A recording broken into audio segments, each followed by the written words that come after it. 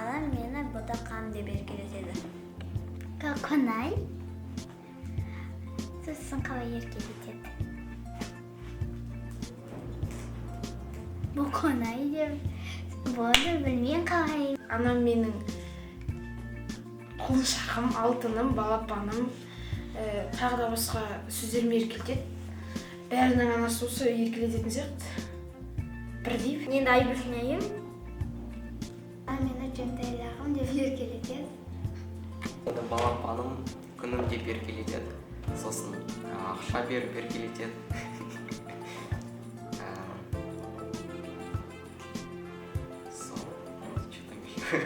Есімде жоқ.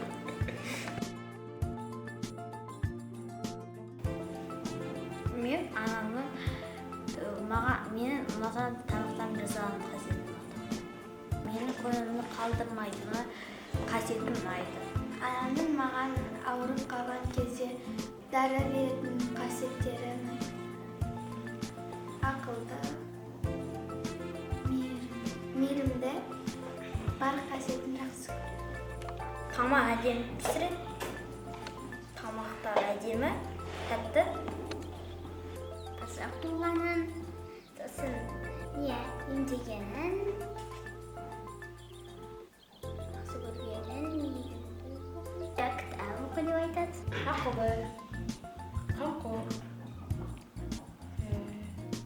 үшеуміз бөліп жармайды.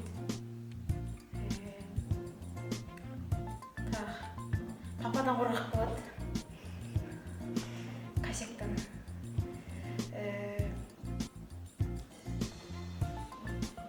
Жақсы оқытып, адам бол дейді, өз ақылын айтады. Елден қалма дейді, елден аспа дейді, елмен қатарлы жүр дейді. Жақсы жақтары көп. Мейірімді, ақ көңіл, сосын ақылды, көңілді, сосын қатал емес.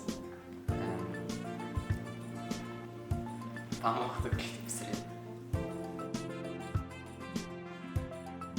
Анам жасап берген сүйікті маған пейірмен.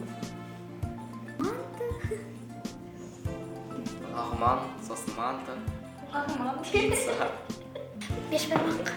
Сосын манты. Лағман, рамен, пешсі, кумысы. Пицца, торт. Манты. Плов. Қалай тану? Курица бар емес пе анандай пісіреді ғой?